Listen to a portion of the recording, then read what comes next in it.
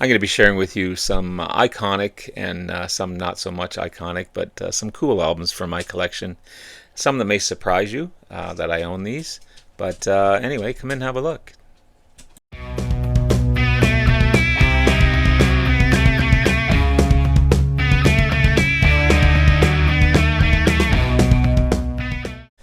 Good morning, everyone. It's Robert from On My Turntable. Hoping you a great morning this morning. It is Sunday morning. As always, a coffee kind of morning. Cheers, everyone. Hope everyone's doing well. I've got a bunch of albums in my other room that are not part of my regular rotation. I bring these out every once in a while, maybe once a year or so, and play them. I got to keep them in my collection because I think they're awesome. Some of those in my other room need to go to the local,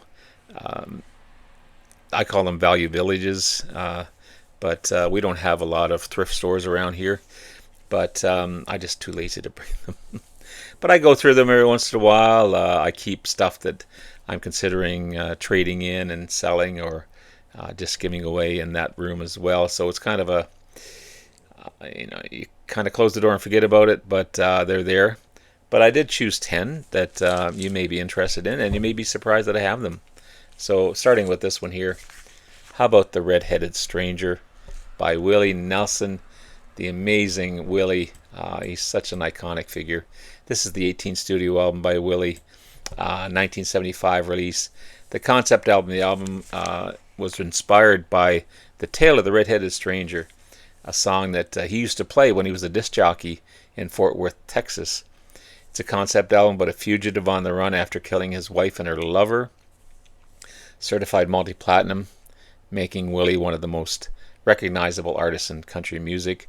The cover of Blue Eyes in the Rain was a single off the album, became a #1 hit for Willie, his first, I think. Also, the title of the album became a lasting nickname for Willie, Red-Headed Stranger. Ranked number 183 on the Rolling Stones list of 500 greatest albums of all time. #1 on the country music charts. In 2010, inducted in the National Recording Registry. You got Blue Eyes Crying in the Rain, Red-Headed Stranger, Time of the Preacher Theme, Just As I Am, Down Yonder, which is an instrumental played by Willie's sister, Bobby. She's a pianist and also a vocalist. And Can I Sleep in Your Arms? Classic, iconic album. Speaking of iconic, you've got Whipped Cream and Other Delights by Herb Alpert, and the Tijuana Brass, the fourth album by Herb Alpert and the Tijuana Brass. Probably his most successful album, 1965 release. It's a hugely popular release, and the cover became part of pop culture's culture art in the Smithsonian, believe it or not. It features American model and artist Dolores Erickson, who was covered with whipped cream. It became a classic pop culture icon and one of the most recognizable and parodied album covers of all time. Mostly instrumental arrangements of a lot of the popular songs at the time. You got Taste of Honey, Tangerine, Love Potion #9, Lemon Tree, Lollipops and Roses, Peanuts. It's a classic, iconic album.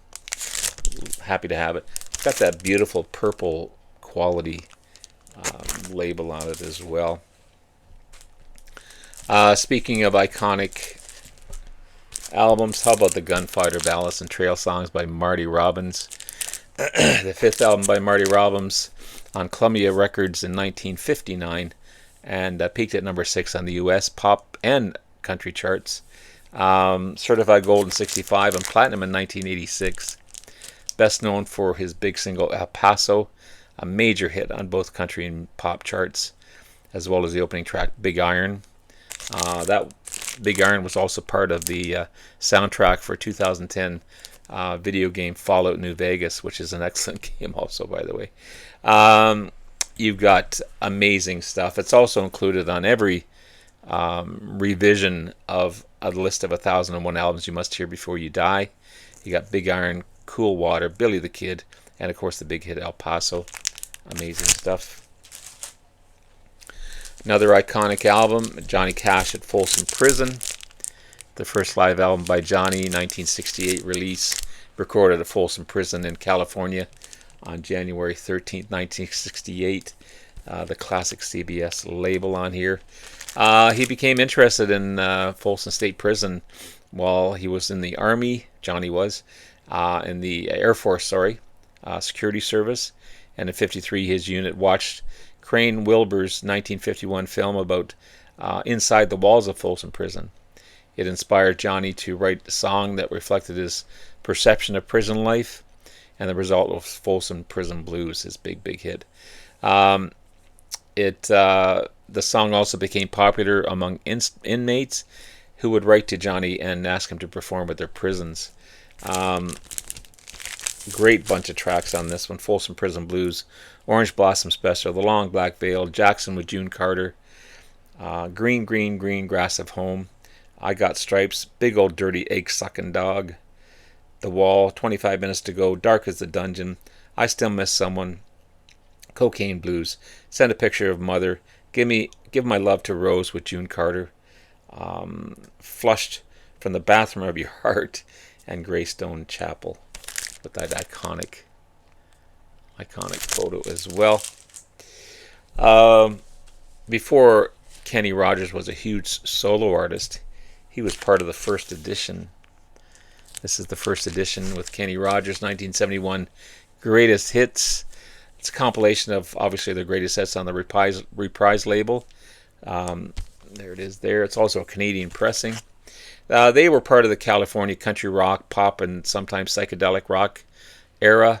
You get Kenny Rogers on lead vocals and bass guitar, Mickey Jones on drums and percussion, Terry Williams on guitar and vocals. Again, part of the 60s counterculture. They had their first big hit in early 68 with the psychedelic single, Just Dropped In to See What Condition My Condition Was In. I love that song. But You Know I Love You, Tell It All to Brother. And in 1969, they had a big hit, Ruby, Don't Take Your Love to Town. They were together for about 6 years after that, until Kenny became a solo artist, and of course just skyrocketed to fame. But an amazing album. And speaking of Kenny, how about his iconic Gambler album, the sixth album by Kenny Rogers, released in the United Artists in 1978. One of his most popular albums, for sure. It established him as one of the most successful artists of the 70s and 80s. The album reached markets all over the world. And he even said when he went to Korea or Hong Kong, people would say, The Gambler. The album sold, which I thought it would sell more. It sold 5 million copies. I thought it would be a multi-million selling album. There's about 50 people on this album.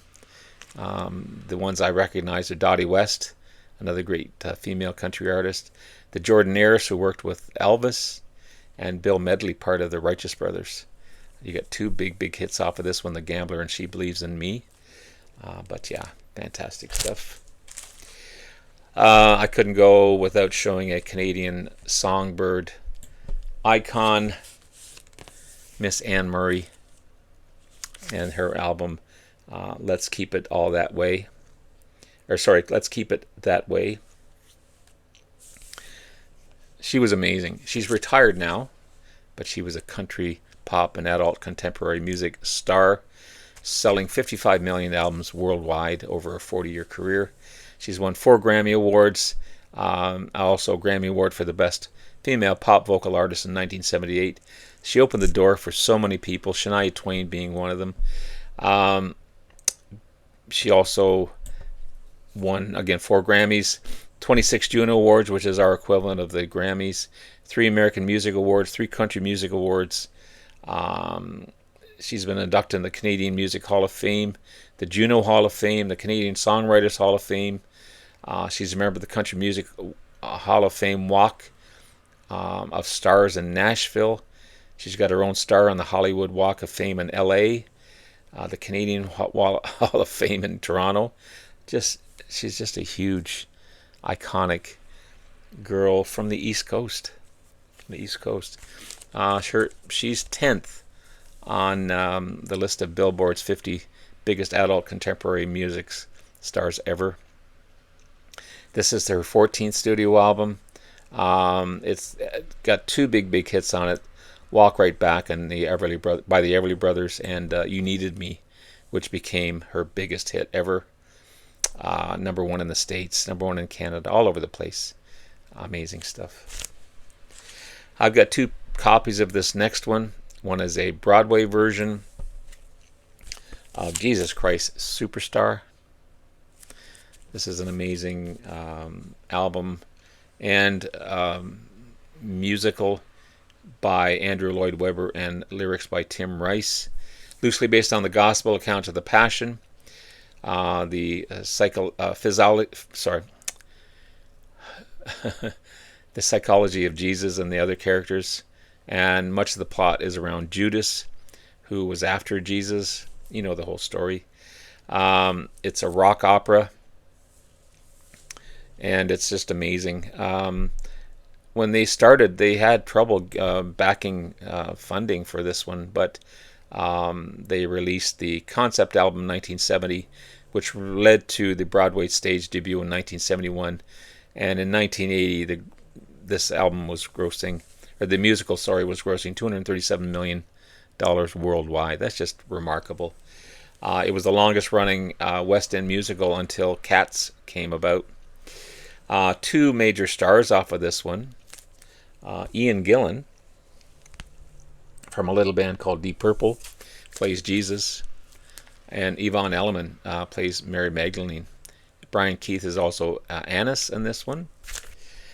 Then I have the 1973 release of the original motion picture soundtrack of Jesus Christ Superstar.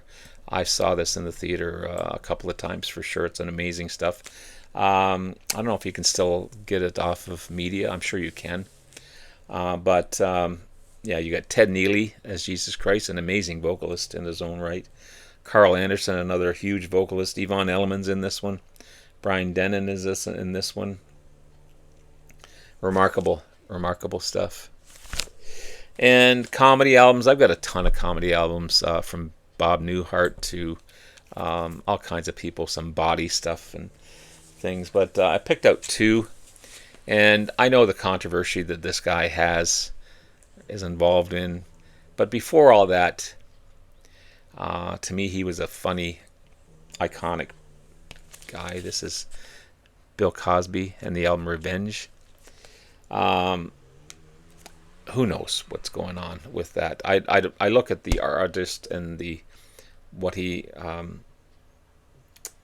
result was over what's going on.